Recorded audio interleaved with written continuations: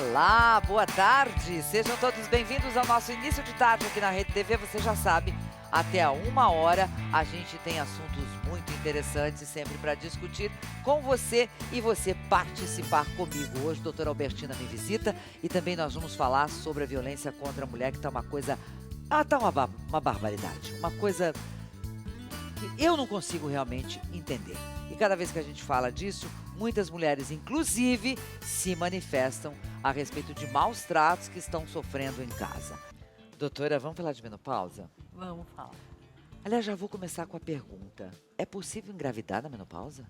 Pois é, o grande problema é descobrir se está na menopausa. Então, muitas mulheres falam, eu estou na menopausa, porque sentem calores e principalmente porque a menstruação começa a alterar. Quer dizer, são dois sintomas que a mulher já fala. Ai, olha, tô com calor, aquele fogo para cima. Os fogachos. Os fogachos. Aí tira toda a roupa, tira a coberta. No inverno é um problema, né? É um problema. Joga todas as cobertas fora. Aí vai, faz a maquiagem, ela derrete.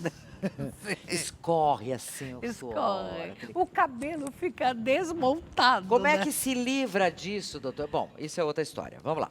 Então, é possível. Então, é possível sim. É possível. Só para vocês terem ideia, eu estou hoje no meu consultório com 4 mulheres que engravidaram aos 47 anos. 2 porque Já numa pré-menopausa? Duas porque quiseram, porque fizeram tratamento. Mas 2 aconteceu. Então, doutora, acho que agora minha menopausa veio. Faz 4 meses que eu não estou mais menstruada. Aí eu examino, escuto o coração do bebê. Então, isso era muito comum antigamente. Há 40 anos atrás, muitas mulheres falavam, olha o que aconteceu.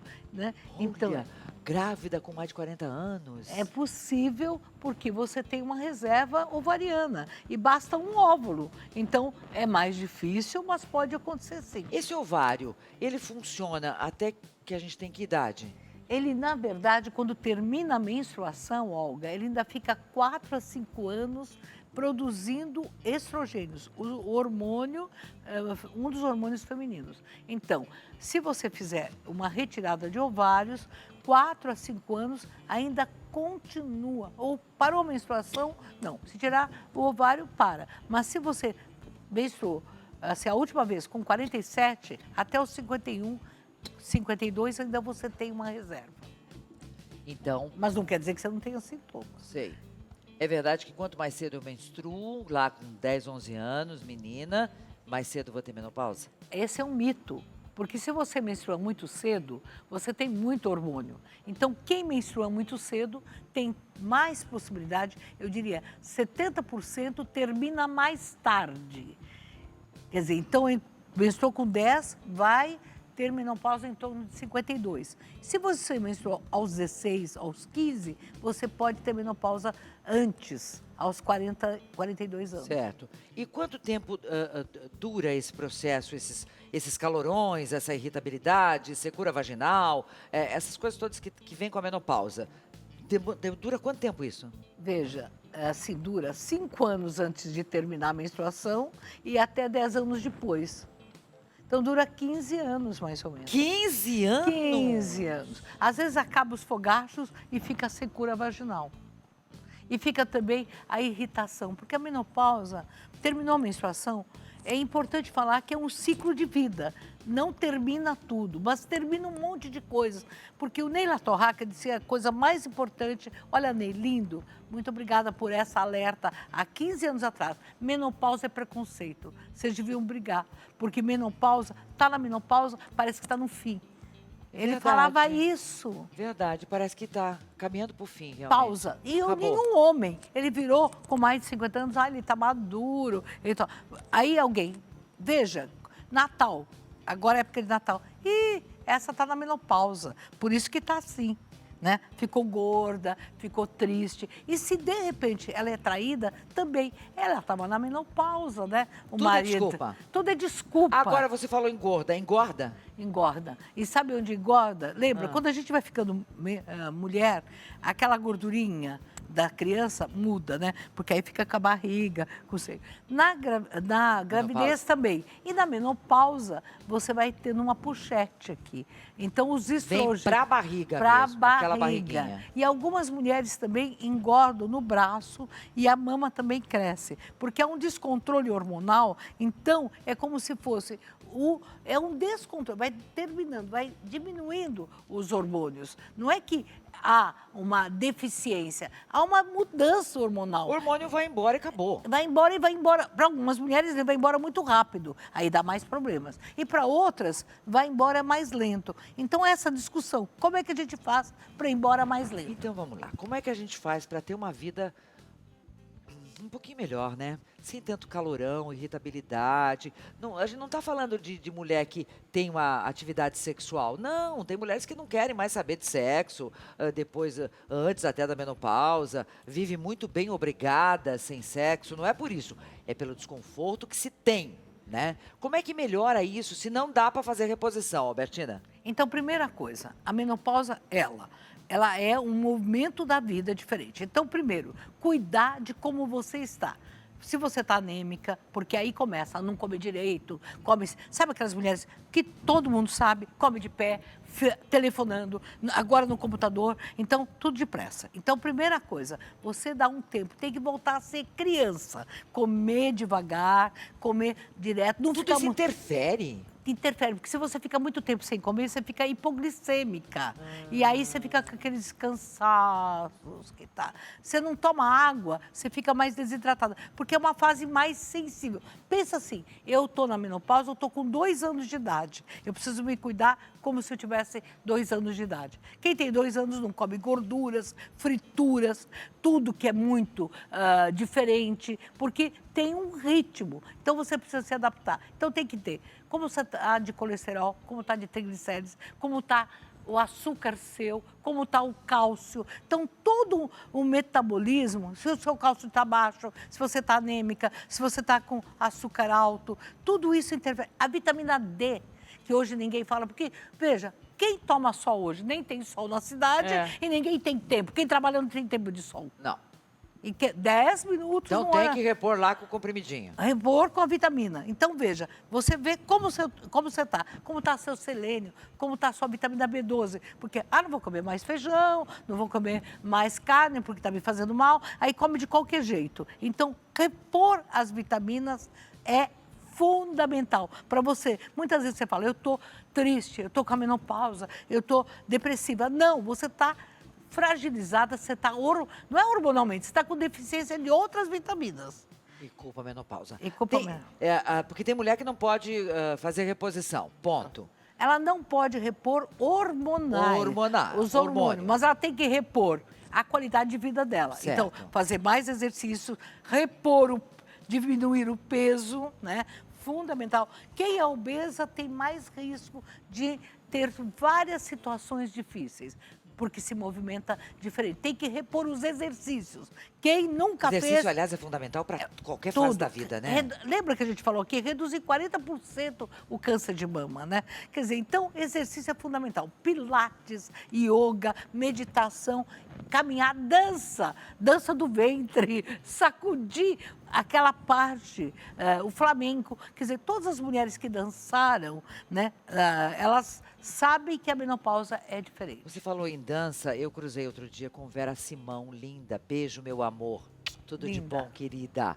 E ela me disse o seguinte, ela dança uma vez por semana, obrigatoriamente, lá na casa do Edinho, meu querido Edinho, um beijo pra você, Edinho, no Café Society. Ela falou, eu venho dançar, minha vida mudou depois da dança. E ela falou, você precisa vir também. Então, Celso Tavares, eu acho que às quartas-feiras eu vou começar a frequentar o Café Society e vou dançar. E olha que bacana que é lá, já vou falar. Lá você não precisa estar acompanhada, viu? Ótimo. Porque eles têm os dançarinos profissionais para mulheres que estão desacompanhadas. Claro, porque essa coisa de casal é na hora que a mulher está mais sozinha, ainda vai ter que o cara que fala, eu não vou com você. Eu não vou porque eu não danço. Você não dança. Lá tem, inclusive, os dançarinos profissionais maravilhosos. E que, olha, a dança é o momento que você, se desequilibrar, dança é bom. Você erra o passo. E ainda está perigando de arrumar um namorado, né? Um bofe lindo, maravilhoso. Pode não? ser, mas o mais importante é que você sai de lá reconhecendo o seu corpo. Então, aquela mulher que só trabalhou, só sentou, só fez isso, só abaixou, só limpou fralda, só limpou casa, ou só ficou no computador, naquele momento é o momento que é dela. Precisa. Eu tenho como reverter esses sintomas tão desagradáveis da menopausa? Tem. Então, vamos parar falar. com ele? Então 30% das mulheres não dá para reverter, precisam de hormônios. Tá. 30%. Então, vamos falar que repor é o que falta. Então, a gente precisa fazer dosagens hormonais. Você não tem dinheiro para fazer dosagem. Você tem que buscar um serviço público e exigir um hormônio que é importante, uma dosagem, que é o FSH, chama folículo... FSH. FSH. É FSH. folículo estimulante. Esse, se você não puder fazer nenhum, esse é importante. Mas tem também testosterona, progesterona, vê o que falta. Se você tiver uma testosterona muito baixa, você fica parada, você fica fraca. Então, veja, eu estou com os meus hormônios baixos, eu vou repor de acordo com o que falta. Repor quer dizer colocar no lugar aquilo que está muito desequilibrado. Então, isso é possível, mas não é para a vida inteira. Nunca mais de 5 anos. Você vai repondo, vai revendo, vai repondo. Bom, agora você não quer tomar nenhum hormônio. Tem mulher, não, eu tenho urgente da família, tem trombose, tem problema cardíaco, tem câncer. Veja, soja, as japonesas, e eu falo de cátedra, porque eu convivo com japoneses, sou casada há mais de 40 anos com japonês, e elas não têm menopausa. Sabe por que não tem? Elas não têm? Não têm. Está provado cientificamente, tem muito pouco. Alimentação, soja, desde sempre. Sério, que as japonesas não sofrem o que nós sofremos, Não o que a gente sofrem, sofre, hein? não sofrem. E, além de tudo, você vê, é muito difícil você ver uma japonesa gorda. Sim. E elas são magras. E mesmo homens, né? Só aqueles lutadores de sumô, né? Isso. Então, veja, outra coisa, comer mais devagar. É o inferno. Imagina eu casada com uma família que come tudo devagar. Aprendeu a comer, Albertina? Olha, um pouco. Sempre eu tô na metade, mesmo comendo de pauzinho, sempre eu tô na metade, Mas comer devagar é mega saudável. É mega, porque dá digestão. E uma outra coisa, já que você falou, a pauta não é essa, mas é também, porque quando a gente fala de saúde, é no geral, é a questão do chá depois do almoço, né? Os japoneses, chineses. Por quê? O que o brasileiro faz? Toma bebida gelada. Não, e gelada Sucos e na hora refris. na hora da refeição. Quer dizer, o ideal seria 30 minutos depois que termina a refeição. Mas se você não toma 30, tem que tomar essa comida quente, ela ajuda a digestão. Sim. E eles têm gengibre. Gengibre é antidepressivo, ele capta também. Tudo isso pode ajudar na menopausa. A bardana, que ninguém fala, a bardana é aquela, sabe aquela mandioca grandona? Sim. Então, essa bardana, ela é boa para anemia. Eu conheço bardana como folha. Aliás, vou chamar a Albertina e o André Rezende um dia aqui para falar de chá. Você é chazeira, é? Tive que ser, né, filha? Tudo na Os minha vida. japoneses. Né? Eu tomo café o dia inteiro, que é café rouba tudo. E eu não aguento. O café rouba tudo? Rouba cálcio, rouba os hormônios. E ele é... Tô morta. Eu também. Adoro café, gente. Então, eu tive que diminuir. Então, veja, eles não tomam café, eles tomam chá. E comem tofu, tomam soja, né? Salsinha. A salsinha Já ouvi boa falar da salsinha. para... eles comem mais, é boa para cálcio e é boa para a questão diurética, a questão hormonal. Sabe que a gente põe chá de camomila nos olhos. Você põe chá de salsinha, desincha. Isso eu aprendi. Maravilha. Então, veja... Tudo isso que ela está falando é bom para menopausa, gente. É tudo bom para menopausa. Então, bardana, berinjela, abaixa o colesterol. Alcachofra, abaixa o colesterol. Então, você tem que, estando com colesterol baixo, meio caminho andado para menopausa. Então, pensa assim, não é que você está na menopausa, você está num ciclo de vida, onde o colesterol é teu inimigo, o triglicérides é teu inimigo. Então, você tem que mudar a tua alimentação. Você tem mais risco de retenção de açúcar ou de hipoglicemia. Então, você tem que mudar sua conduta de vida, né? O fígado vai sofrer, porque tem tanto problema hormonal durante a vida inteira, então você tem que mudar essa sua qualidade. E aí, se você fizer tudo isso, você vai precisar de menos tempo de reposição hormonal, que são várias. Você tem uma reposição hormonal de escala de A, todo o alfabeto. Você pode fazer local, você pode fazer sublingual, até vaginal. Então, você pode passar creme, que não passa tanto pelo fígado. Você pode colocar na vagina, até óvulos vaginais. E você pode passar também, as injeções eram antigas, mas você tem que fazer, hoje existe testosterona sublingual. Coloca um comprimidinho debaixo da Aqui, língua. pronto. E tem cremes também, né? Cremes, eu gosto mais de cremes e de comprimidos com doses baixas. Mas para algumas mulheres, elas têm que tomar comprimido. Mas não é para toda a vida. Você faz e vai vendo. Ela vai melhorando, você vai desmamando. E aos poucos você fala, não, esse comprimido não é mágico. Você tem que mudar a sua qualidade de vida. E se autogostar. Porque, veja, muitas vezes essa mulher tem problemas vaginais. Então, a secura, elas reclamam de duas coisas. Esse calor, essa queda, essa moleza e principalmente lá embaixo, doutora, paralisou. O que eu faço? Sexo morreu. O que é isso? Eu estou fingindo. Aí, muitas mulheres fingem, a gente já sabe. Você que está aí, você sabe muito bem que vocês homens são tontos, porque a mulher finge, vocês nem percebem. Não percebem. Olha só, você está fazendo Você percebe? Se for um fingimento? Não percebe nada. Na hora do vamos ver, vocês estão ali preocupados com você. Quem percebe? Você percebe, bonitão? Você está fingindo? Percebe? O mais você novo está percebendo. Mas continua, né? Mas não pergunta. Você para? Para nada. Para nada. Então, veja. Então, secura vaginal. Existem cremes. Hidratante. E a falta de tesão mesmo, a falta não quer mais saber de sexo. Não quer, eu não gosto mais. Então, a mulher na menopausa fica mais exigente, porque ela faz um balanço. Ela põe na cabeça o que eu gosto e o que eu não gosto. Então, se ela está com desinteresse pelo marido, dançou.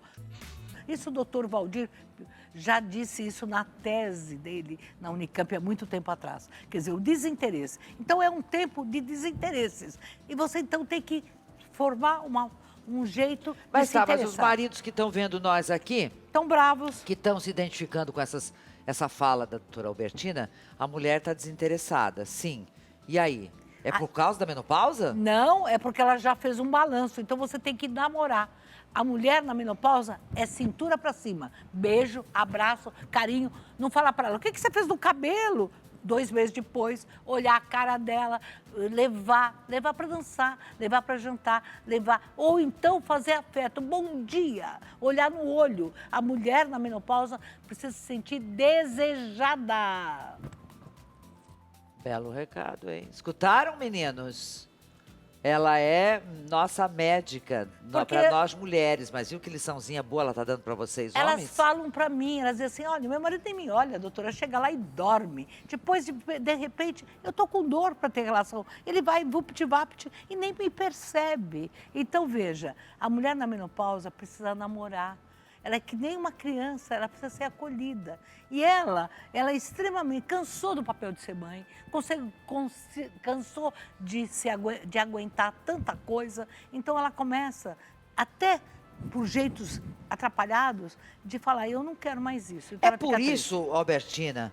Nossa, com a Albertina a gente viaja nos assuntos aqui.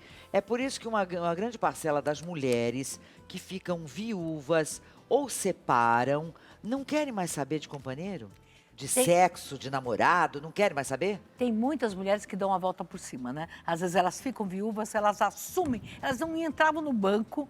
Até as mulheres mais antigas, de repente elas assumem tudo. E tem um detalhe, mais felizes. Mais felizes. E são mais felizes. Mais assim, felizes. Pronto, fiquei viúva, mas estou feliz. Porque ele era um carrasco, ele não me enxergava, ele não era carinhoso, ele não era nada. E ela se sente liberta. E aí aqui perguntei, mas não sente falta de homem? Não sente falta de sexo? Não, meu amor, estou feliz assim. A questão de gênero é muito forte. O homem fica viúvo, a primeira coisa que faz é arrumar uma mais nova. Arrumar outra rapidinho. Porque ele tem que mostrar que ele continua ativo. Isso. A mulher na menopausa e a mulher viúva, ela escolhe bem. Tem algumas que estão se atrapalhando. Porque também uma fria que é voltar para o namorado antigo. Sabe? O que é o atrapalhando? Me explica. É assim. ela ficou viúva. Então ela falou assim... Agora, momento... peraí, eu tenho que achar um termo aqui, me ajuda. De sigilo. Terapia. Terapia. Então ela vai ou no aplicativo ou no Face e escolhe aquele namorado dos 15 anos que ela tinha. Aquele primeiro beijo lá atrás. Aí encontra aqui com uma ilusão enorme. Mas o cara mudou e ela também. Então, às vezes, ela entra numa fria. Então tem que tomar Entra cuidado. numa fria também é o seguinte, se ela já está na menopausa e tem lá, sei lá, 60 a mais, e resolve pegar um carita mais novo. Tá cheio. Tá cheio. Aí eu já tenho algumas histórias assim, menina, cadê o namorado? Não dei conta. Não dei conta. Não dei conta. Sim, porque uma mulher de 60, 65, ela não tem atividade sexual que um homem de 35, Ela 40 precisa ser tem, muito não dá. Ela precisa ser muito atleta. Se ela for Muito atleta, atleta. ela dá conta. Tem paciente minha que é atleta, que tem 70 anos e dá conta. Ela falou pra mim, doutor... Com 70 dá conta de quantos anos? Eu tinha tenho uma paciente de 72 que tem um namorado de 32. Ela falou assim, doutor, ele broxou comigo, olha aí, eu vibro. Outro dia eu gritei tanto que pensaram que tinha acontecido alguma coisa no consultório. Porque eu disse assim, ai, que legal, e gritava. Aí depois eu falei, não, deixa eu me conter, né? Eu gritava, eu fiquei sem ser médica, imagina. Ela falou, doutora, isso aconteceu, você lembra daquele meu namorado? Eu falei, o que aconteceu? Eu pensei que ela ia falar, brigou comigo. Eu falei, por quê? Doutora, olha, faz 15 dias que ele transa 2 vezes e brocha a terceira. Eu falei, quando? Ah, doutora, é todo dia, mas ele não aguenta. Eu falei, ai, que ótimo. Todo dia com Todo 72 dia, anos. todo Faz dia. reposição hormonal? Ela faz, a única coisa, a reposição da testosterona, porque ela disse que melhorou muito, e fez laser. Porque às vezes a vagina fica Ai, difícil. o bendito do laser. Que o laser. pena que eu não posso mostrar isso pra vocês aqui. A gente já deu altas risadas na Olha, produção. o laser é Às vezes, uma a gente maravilha. teria que fazer essa pauta, né? Mostrar. Mas não tem como, é lógico. Mas dá não. para mostrar como é que fica. Porque a pele... Ah, como é que eu vou mostrar aqui A uma pe- vagina? A pele da vagina é muito fininha e ela fica mais enrugadinha, fica melhor, dá para ficar mais coradinha, o clitóris fica maior, fica mais gordinha, fica tudo melhor. Eu vou lutar para que no serviço público tenha laser.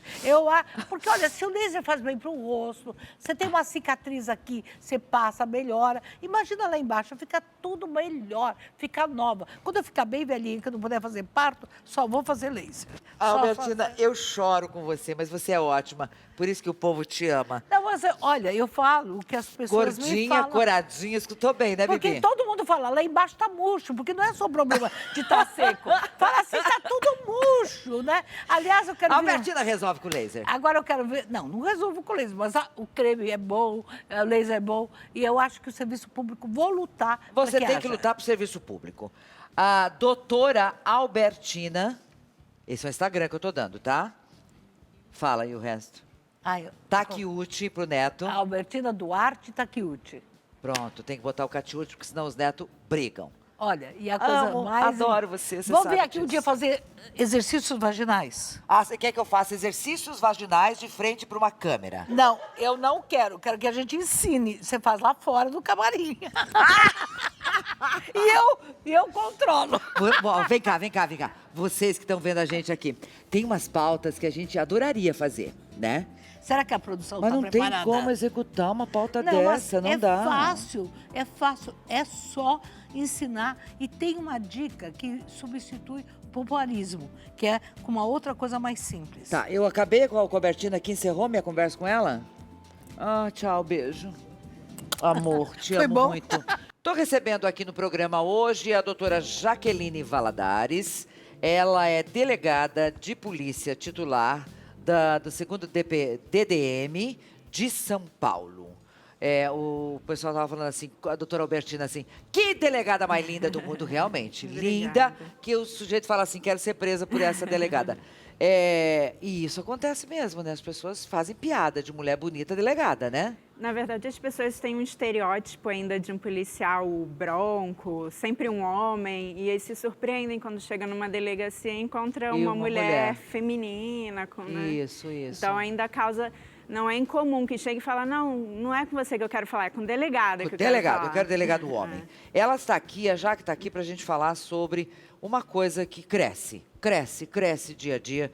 E eu tenho uns dados aqui de 2018, 66 mil, é isso mesmo que você está ouvindo. 66 mil casos de estupro, 180 por dia.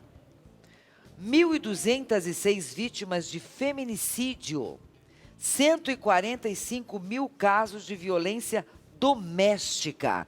Esses dados estão no Anuário de Segurança Pública, que você em casa pode acessar pela internet. É uma coisa absurda, já que eu estou ficando de um jeito que a cada dia você abre um site ou um jornal, o que está acontecendo? Dobram os casos de feminicídio, de violência. Todo dia nós temos uma história para contar aqui. Sim. O que a gente percebe é que, de fato, existe essa prática que vem aumentando. Por outro lado, existe também um número maior de comunicações desses crimes. Então, não é incomum que muitas mulheres venham nos procurar na delegacia para narrar crimes que aconteceram anos atrás ou narrar um histórico de violência doméstica, o qual ela vem sofrendo há mais de décadas e, atualmente, com a divulgação na mídia, com um conhecimento melhor sobre os fatos, é que ela começa a tomar consciência de que aquela situação não é permitida, de que ela está sendo realmente vítima de um crime. Nas situações de violência doméstica, por exemplo, é muito comum que muitas mulheres acreditem que só é uma violência doméstica a agressão física, o tapa, o chute. Muitas acreditam que o simples xingamento não é uma violência. E é uma das hipóteses trazidas, inclusive, pela Lei Maria da Penha. Então vamos lá, vamos agora desmembrar. O que caracteriza essa violência? A Lei Maria da Penha, ela traz exemplificativamente 5 tipos de violência que são os mais comuns, que é a violência física, a violência psicológica, a violência moral, a violência sexual e a violência patrimonial. Então, é isso que a gente precisa desmistificar. Muitas mulheres associam violência doméstica e familiar unicamente à violência física, o tapa, o empurrão, o chute. Mas nesse contexto a gente tem a violência sexual. Então não é incomum que ainda hoje muitas mulheres sejam obrigadas a manter relações sexuais com seus parceiros mediante emprego de violência, de grave ameaça, e isso configura crime de estupro. Muitas vítimas hoje também são crianças e adolescentes vitimadas dentro do lar por padrastos, tios, parentes. Então, muitas dessas crianças são vítimas de crime de estupro de vulnerável dentro dos próprios lares. Sim, que vocês, quando falam das estatísticas, isso, em razão os números são absurdos de irmão, primo, avô, tio, pai. Isso. A maior parte desses crimes de violência sexual que a gente lida no dia a dia da delegacia é praticado por autoria conhecida, ou seja, ou é um parente ou um amigo próximo dessa vítima. Tá, você falou da questão sexual, você falou patrimonial. Patrimonial também. Atualmente, a gente trabalha até com a ideia do empoderamento feminino, muitas mulheres hoje inseridas no mercado de trabalho, muitas não estão com aquele agressor mais como acontecia antigamente, porque tinha uma dependência financeira. Hoje em dia, a gente trabalha, inclusive, com a ideia de uma dependência emocional da vítima em relação ao agressor. Então, esse agressor, sabendo que ela não depende financeiramente dele, mas ele ainda assim tenta atingi-la de certa forma. Por exemplo, não é incomum que eles quebrem o veículo da vítima, que eles danifiquem aparelho celular em razão de motivos de ciúme, por acreditar que a vítima está conversando com outra pessoa, então pega aquele aparelho de celular e quebra. Isso tudo configura crime de dano, que também é passível de registro de ocorrência, de investigação junto à delegacia de polícia. Qual outro crime? Nós estamos exemplificando a Lei Maria da Penha, tá, gente? Então, a gente trabalhou já a questão dos crimes sexuais, violência patrimonial, a violência física, que a gente já mencionou, e as mais comuns acabam sendo a violência moral e a violência psicológica. A violência moral são os xingamentos, que é o que configuram os crimes de calúnia, injúria e difamação. Então, é xingar mesmo, chamar de vagabunda, esses termos pejorativos. E a violência psicológica, ela é extremamente ampla. No dia a dia das delegacias, os exemplos mais comuns de violência psicológica que a gente tem, por exemplo, crime de ameaça. Se você me deixar, você não vai ficar com mais ninguém, eu te mato. Se você não ficar comigo, você não fica com mais ninguém. Sequestro, cárcere privado. Não é incomum ainda que nos dias de hoje mulheres fiquem mantidas em cárcere pelos companheiros, sem poder sair, trancada dentro de casa, sem comunicação, porque esse companheiro é possessivo, é ciumento, ele não aceita que ela procure um trabalho, que ela estude.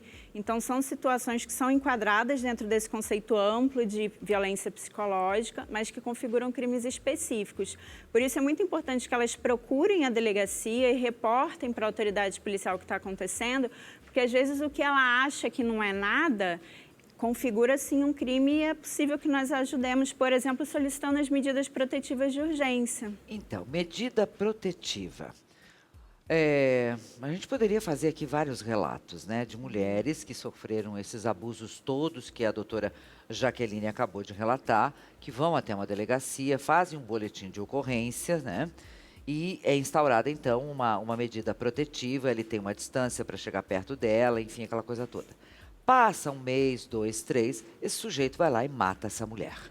Como é que muda-se isso, doutora?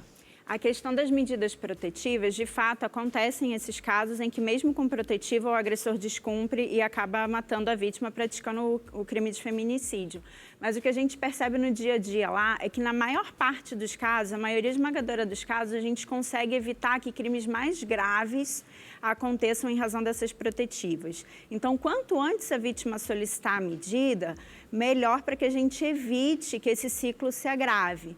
Não obstante, houve uma alteração na Lei Maria da Penha para que, em caso de descumprimento dessa medida protetiva, esse agressor responda não só pelo crime que ele já vinha respondendo, mas também pelo crime de descumprimento de medida protetiva e para que seja decretada a prisão preventiva dele, que é aquela prisão que, a princípio, não tem um prazo pré-fixado. Ele vai ficar preso enquanto houver necessidade, enquanto ele representar um risco. Então, se esse agressor não está respeitando o que o Poder Judiciário impôs de distância, pode ser decretada não só a prisão dele, como ele vai responder por um outro inquérito. Isso é importante, Olga, porque quando a gente trabalha com a violência doméstica, a gente trabalha com a ideia de um ciclo de violência. Esse ciclo ele é dividido basicamente em 3 fases e talvez muitas mulheres possam se identificar com isso. A primeira fase desse ciclo é denominada fase de tensão, que é aquele momento em que o casal começa a discutir, está tendo algumas brigas, está tenso o ambiente em casa. Essa fase ela tende a evoluir para um segundo momento, que é o momento da agressão. Essa agressão pode ir desde uma agressão verbal, um xingamento, a uma agressão psicológica, uma ameaça, ou uma agressão física. Só que aí chega na terceira fase, que é denominada de lua de mel. Essa fase chamada lua de mel é a fase em que esse agressor ele vai procurar a esposa, a namorada, a companheira e vai prometer que aquilo nunca mais vai acontecer, que ele vai se converter, que ele vai procurar ajuda médica, que ele vai fazer N coisas, leva para jantar, leva para viajar, dá um bom presente, promete mudar, virar o príncipe que ela está esperando que ele seja. E aí muitas mulheres perdoam e reatam esse relacionamento. Ocorre que esse ciclo ele tende a se repetir e se agravar. Essa fase da lua de mel ela dura um tempo. Tempo esse em que o casal vai voltar para aquele momento de tensão, vai voltar para aquela fase de agressão. Cada vez que esse ciclo se repete, ele tende a se agravar. E muitas vezes ele culmina no feminicídio. Por isso é importante que esse ciclo seja interrompido quanto antes. Acontecer um xingamento, uma ameaça, já procura as autoridades públicas, procura a polícia para que seja feito o boletim de ocorrência e seja quebrado esse ciclo, porque cada vez que ele se repete, a tendência é que ele se agrave. Pode acontecer de ter todos esses problemas, ela ter denunciado e tudo mais, voltar ao ciclo, vem para a lua de mel, vamos reatar, vamos ficar tudo bem. Isso ter sido premeditado por ele? Eles sabem disso, eles conhecem. Eles fazem isso? Fazem, eles prendem a vítima nesse ciclo e a grande dificuldade que a gente tem, que a gente percebe no dia a dia da polícia, é fazer a vítima se perceber inserida nesse ciclo. Então, muitas vezes, a psicóloga, lá na delegacia, a gente tem uma assistente social com formação em psicologia, ela mostra esse ciclo para a vítima em gravura, e aí elas falam, nossa, isso acontece comigo, realmente, ele faz isso, ele prometeu que ia mudar, ele prometeu que ia ser diferente. E o agressor, ele sabe, porque essa mulher, ela cria uma expectativa, é o homem que ela casou, é o pai dos filhos dela, então ela quer acreditar que aquilo é possível, que ele vai mudar. Então, ele sabe disso e ele trabalha com esse psicológico da vítima, trabalhando essa questão de que eu vou mudar, você vai ver, agora vai ser diferente. Só que não vai, aquilo dura um pequeno período de tempo. Há quem mude realmente, doutora? Há quem mude. A gente já teve casos, só para ilustrar, do agressor chegar na delegacia de mãos dadas com a vítima para fazer o BO contra ele. Porque eles estavam nessa situação específica, eles tiveram uma briga dentro do carro, ele, nas palavras dele, eu perdi a cabeça, estava num dia difícil, acabei dando um murro nela, agredi, mas eu sei que eu estou errado. Então, eu vim aqui com ela para fazer o BO contra mim, prestar o meu interrogatório, porque eu sei que eu fui errada, eu sei que eu tenho que ser responsabilizado por isso, mas nós estamos juntos. Eu vim junto com ela porque ela tem sim que me responsabilizar por isso. Então, é um casal que talvez não repita a situação. Existem também situações, inclusive a Polícia Civil de São Paulo tem um trabalho nesse sentido, de tentar reabilitar esse agressor, inseri-lo em ciclo de palestras, orientações, para que eles percebam o agressor e que ele mude isso. Porque não adianta só romper o ciclo com aquela vítima e ele iniciar um relacionamento com outra mulher e fazer a mesma coisa. Então, a gente tenta interromper esse ciclo de violência, não só com aquela vítima, mas com todas as mulheres de uma forma geral. E aí convida esse agressor a participar desse ciclo de debates, de palestras, para tentar resolver essa situação. A gente tem alguns grupos, inclusive ligados a ONGs, a sociedade civil mesmo organizada, igrejas, muitas mantêm esses grupos de homens agressores. Eu já tive a oportunidade de fazer entrevistas com esses homens e que mudaram, né? Naquele momento, pelo menos, viram. É mais ou menos funciona como Alcoólicos Anônimos, Sim. né? E que realmente se perceberam verdadeiros monstros e mudaram. Porque, e se não é por aí, sabe, doutora Jaqueline, não vai resolver.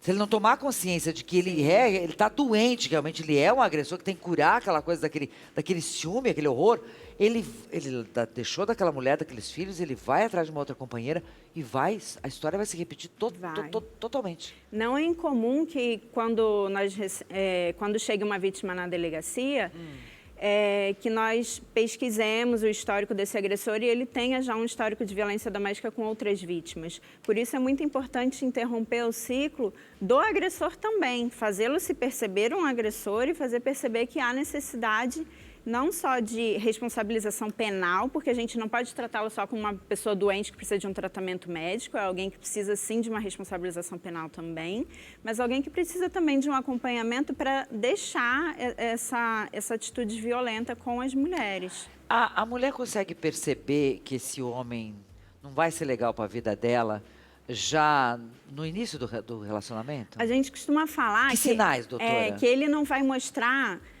claramente isso no primeiro encontro, né? Mas alguns sinais ao longo do relacionamento, já de início, é possível perceber. Esse agressor, normalmente, ou esse possível agressor, ele vai atacar a vítima em algumas partes. Por exemplo, a questão da autoestima. Então, ele não vai virar de pronto para essa namorada dele e falar assim, eu tenho ciúme, seu cabelo é muito lindo, chama muita atenção. Ele não vai falar isso. Então, ele vai falar, eu acho que você ia ficar tão bonitinha com o cabelo curtinho, porque você não corta Joãozinho, vai ficar melhor e tal.